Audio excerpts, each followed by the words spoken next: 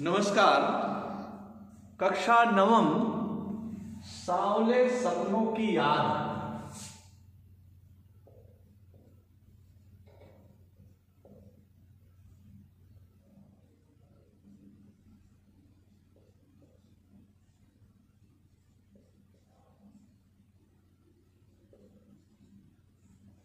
सांवले सपनों की याद पाठ जाकिर हुसैन द्वारा लिखा गया और आज इस पाठ का हम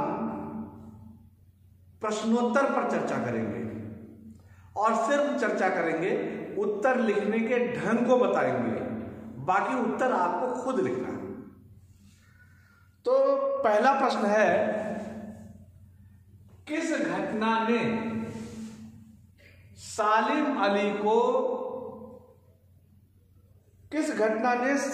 अली के जीवन की दिशा बदल दिया और उन्हें पक्षी प्रेमी बना दिया? तो ये घटना पृष्ठ 48 पर किताब में दी हुई है। दूसरा अनुच्छेद कि जटिल प्राणियों के लिए सालिम अली हमेशा एक पहेली बनी रहेंगे। बचपन के दिनों में उनकी एयरगन से घायल होकर गिरने वाली नीलकंठ की वह गौरैया, नीले कंठ वाली वह गौरैया सारी जिंदगी उन्हें खोज के नए नए रास्तों की तरफ ले जाती रहेगी। तो इसी में उत्तर है कि बचपन में, उत्तर लिखोगे आप, सालिम अली बचपन में एयरगन से सालिम अली ने अपनी एयरगन से बचपन में एक नीले कंठ वाली गौरैया को घायल कर दिया और बाद में जब उसे देखा तो उन्हें बहुत दुख हुआ और इसी घटना ने उनके जीवन की दशा और दिशा को बदल दिया और उन्हें पक्षी प्रेमी बना दिया। तो ये उत्तर होगा। मैं सिर्फ संकेत लिख रहा हूं यहां पर कि बचपन में सालिम अली ने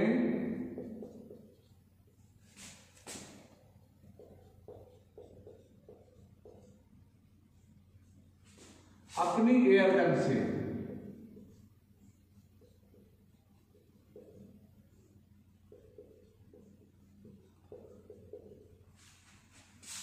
ठीक है। दूसरा प्रश्न है, सालिम अली ने पूर्व प्रधानमंत्री चौधरी चरण सिंह को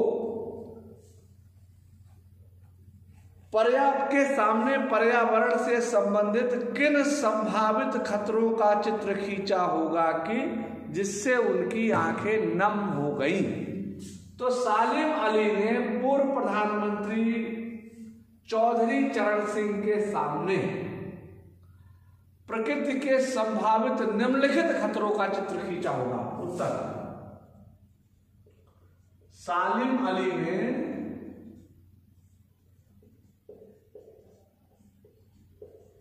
पूर्व प्रधानमंत्री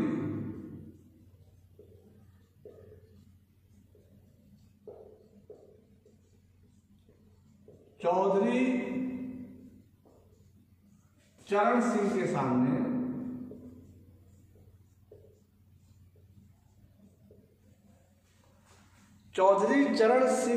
सामने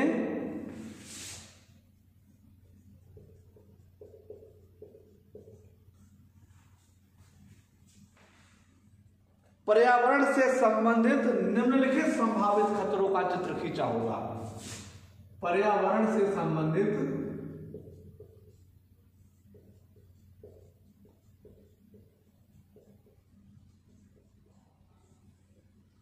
निम्नलिखित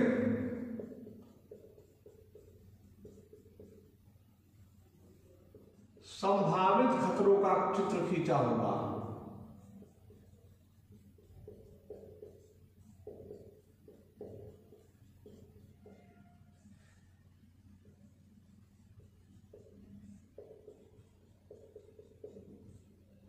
अब नंबर 1, नंबर 2, नंबर 3 करके आप लिखोगे और अंतिम में यहां पर जब कंप्लीट होगा, पूरा होगा, तो अंडरलाइन करोगे। ऐसे यहां पर भी अंडरलाइन करना आपको भूलना नहीं है। एक प्रश्न हो गया, अंडरलाइन करना है। तो वो निम्नलिखित कौन से हैं संभावित खतरे? नंबर 1, रेगिस्तानी गर्म हवाएं यहाँ के वृक्षों को नष्ट कर देंगी, जला देंगी, जिससे प्रकृति का संतुलन, स्थानीय प्रकृति का संतुलन बिगड़ जाएगा।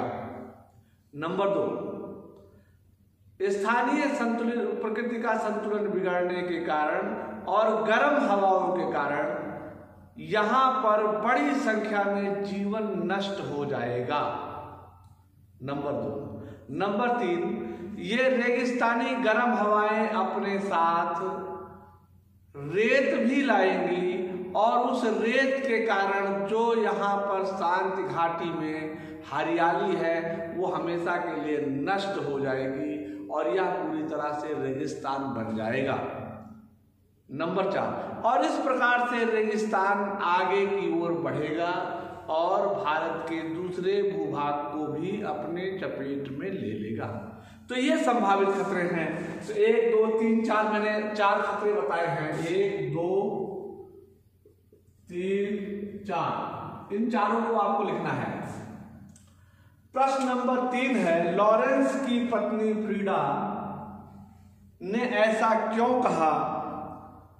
कहा होगा कि मेरी छत पर बैठने वाली गौरैया लॉरेंस के बारे में ढेर सारी बातें जानती है?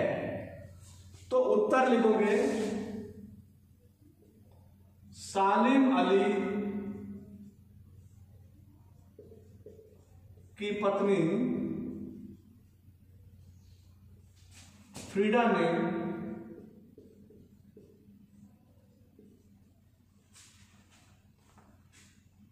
यह बात मेरी छत पर बैठने वाली गौरैया लॉरेंस के बारे में ढेर सारी बातें जानती है, ऐसा इसलिए कहा ने मेरी छत पर बैठने वाली गौरैया ढेर सारी बातें जानती है। यहां मैंने डैश दिया, आप डैश नहीं दोगे, आप पूरा लिखोगे। जानती है ऐसा इसलिए कहा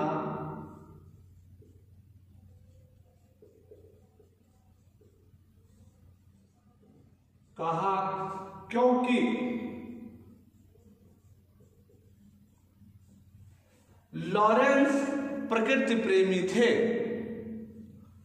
लॉरेंस प्रकृति प्रेमी थे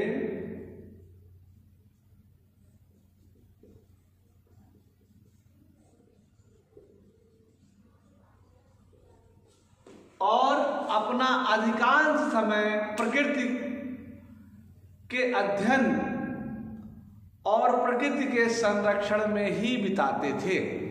यही कारण है कि प्रकृति के अध्ययन और प्रकृति के संरक्षण में ही बिताते थे और छत पर बैठने वाली गौरैया प्रकृति का हिस्सा है। इसको फिर से देखो, सालिम अली की पत्नी फ्रीडा ने मेरी छत पर बैठी गौरैया सालिम अली के बारे में ढेर सारी बातें जानती है, ऐसा इसलिए कहा क्योंकि लॉरेंस प्रकृति प्रेमी थे और अपना संपूर्ण जीवन उन्होंने प्रकृति के संरक्षण, प्रकृति के सौंदर्य, प्रकृति के रख रखाव से संबंधित कविताएं लिखने में लगा दिया और छत पर बैठने वाली गौरैया भी प्रकृति का अंग है। इसलिए लॉरेंस की पत्नी फ्रीडा ने ऐसा कहा। उत्तर पूरा हुआ। उसके बाद अंडरलाइन करोगे दो लाइनों में। आशय स्पष्ट कीजिए। तो वे लॉरेंस की तरह नैसर्गिक जिंदगी का प्रतिरूप बन गए। अब आशय स्पष्ट करने के लिए आपको लिखना होगा, पहले लिखना यह जरूरी है, प्रस्तुत पंक्ति का आशय यह है कि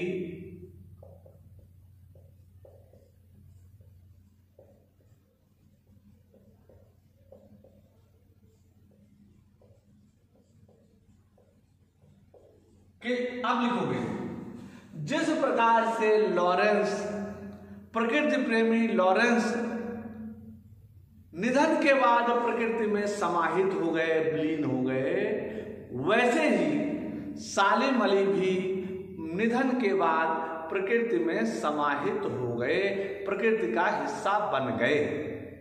ठीक है, उत्तर पूरा हुआ, अंडरलाइन।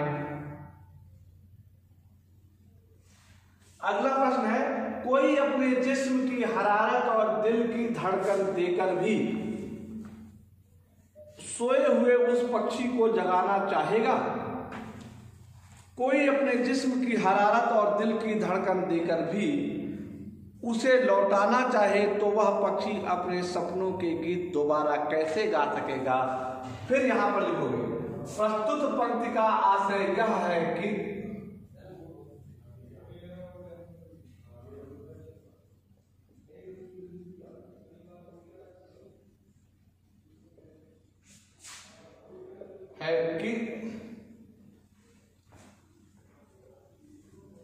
जो मर चुका है उसे नहीं जगाया जा सकता।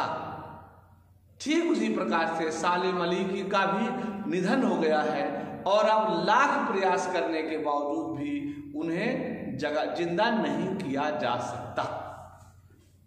इसके बाद अंडरलाइन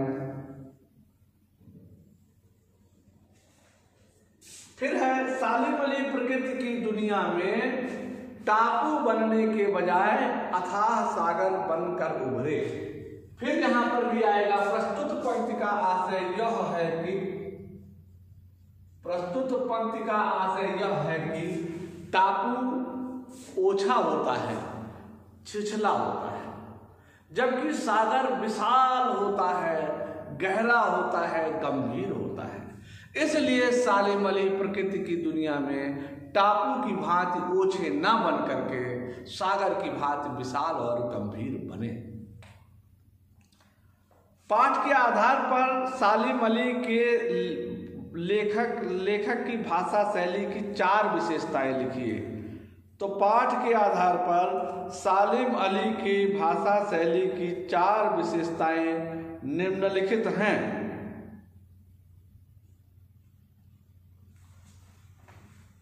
नंबर 1, उत्तर सरल, सहज, स्वाभाविक भाषा। नंबर 1 हो गया। नंबर 2, उर्दू और अंग्रेजी भाषा के शब्दों का स्वाभाविक प्रयोग।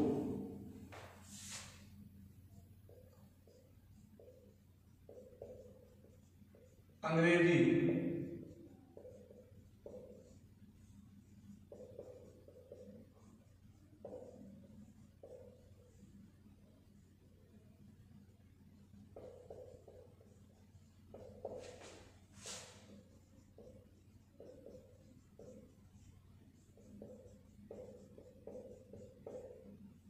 नंबर 3,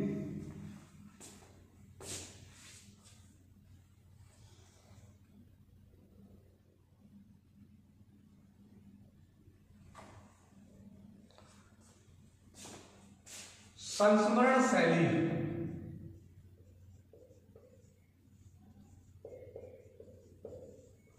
नंबर 4,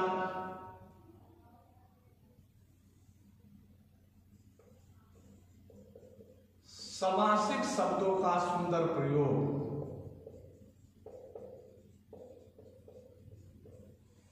ये इनकी भाषा शैली की 4 विशेषताएं हो गई। आगे सांवले सपनों की, इसके बाद जो छठा प्रश्न है उसे आपको खुद करना है। इस पाठ में सालिम अली के व्यक्ति का जो चित्र खींचा है व्यक्तित्व का, उसे अपने शब्दों में लिखो। प्रकृति प्रेमी सालिम अली, दृढ़ प्रतिज्ञ सालिम अली, कर्तव्यनिष्ठ सालिम अली, ययावर सालिम अली। इस प्रकार से आपको कुछ हेडिंगों में लिखना होगा। तो सांवले सपनों की याद शीर्षक की सार्थकता। तो प्रस्तुत पाठ का शीर्षक उत्तर होगा प्रस्तुत पाठ का शीर्षक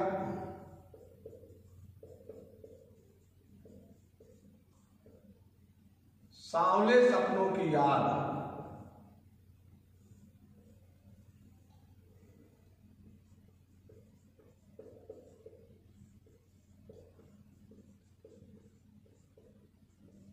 पूर्णतः सार्थक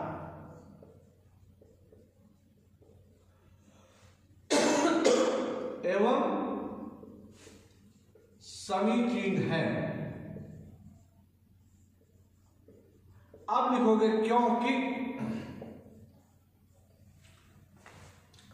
इस पाठ में लेखक ने स्मृति के आधार पर जहां स्मृति के आधार पर सालिम अली के व्यक्तित्व एवं कृतित्व का एक सुंदर विवरण प्रस्तुत किया है, वहीं पर इन्होंने इस स्मरण को सांवले स्वप्न बताया है। सांवले स्वप्न यानी सुंदर स्वप्न, और उसके साकार होने की कल्पना भी की है कि सालिम अली तुम आओगे ना, यानी सालिम अली की भांति कोई प्रकृति प्रेमी, कोई पक्षी प्रेमी अवश्य आएगा।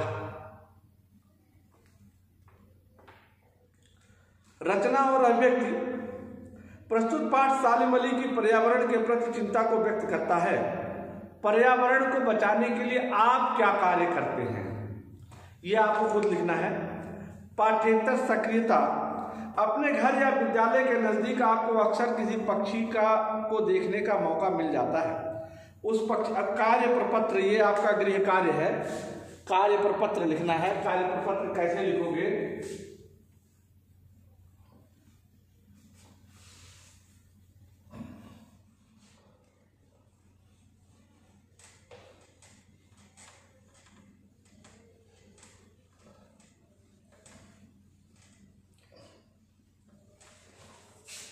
तो पाठ्येतर सक्रियता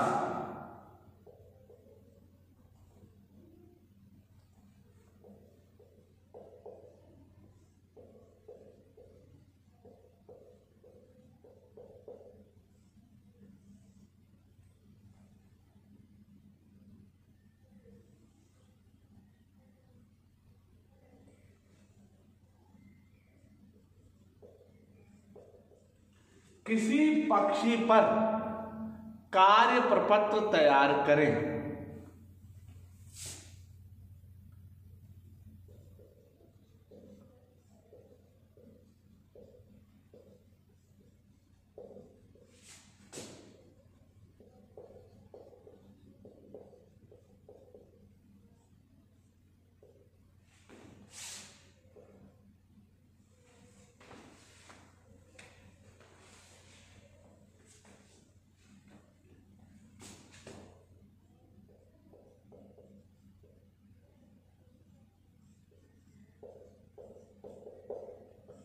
तो कार्य प्रपत्र में क्या क्या चीजें आएंगी देखिए।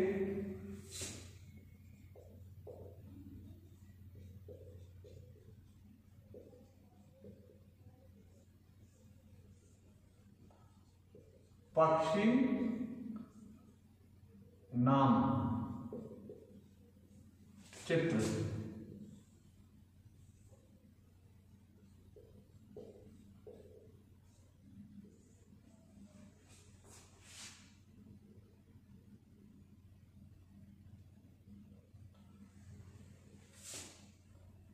रहने का स्थान,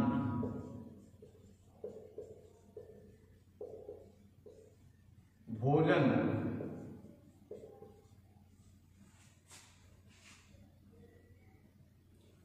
खाने का तरीका,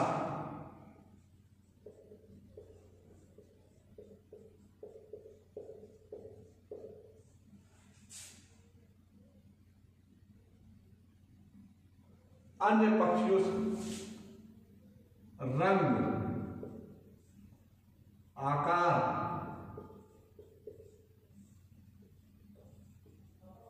अन्य पक्षियों से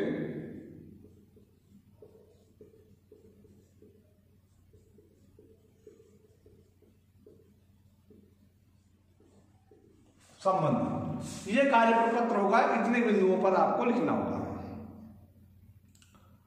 और इन्होंने कहा है कि चित्रात्मक विवरण तैयार करें, तो इसको इस रूप में चाहे लिखें चाहे चित्र के रूप में लिखें। आपकी और सहपाठियों की मातृभाषा पक्षियों से संबंधित बहुत से लोकगीत होंगे, उन भाषाओं के लोकगीतों का एक संकलन तैयार करें। इस समय आप अपने घर पे हैं और अपने भाषा में कोई ऐसे संकलन जो क्षेत्रीय भाषा में हो पक्षियों पर तैयार कर सकते हैं। जैसे इन्होंने एक गीत दी हुई है, अरे रे श्यामा चिड़ैया झरकवे मत बोली हो, मोरी चिड़ई ओरी मोरी चिड़ई सिर की भीतर बन जरवा लगाई लई अयो मनाई लई अयो, अरे रे श्यामा चिड़ैया झरकवे मत बोली हो। कौने बरन उनकी सिर की और कौने बरन रंग बरदी रामा, कौने बरन रंग बरदी और बहनी कौने बरन बन जरवा लगाई ले जाओ जगाई ले जाओ। जरद बरन उनकी सिर की उजले रंग बरदी और सावरे बरन बन जरवा जगाई ले आओ बनाए ले आओ। इसी प्रकार से आपकी भाषा में किसी पक्षी के बारे में क्या कहा गया है, कौन सी गीत है, उसको आप जरूर लिखिएगा। आज के लिए सिर्फ इतना ही, तब तक के लिए धन्यवाद।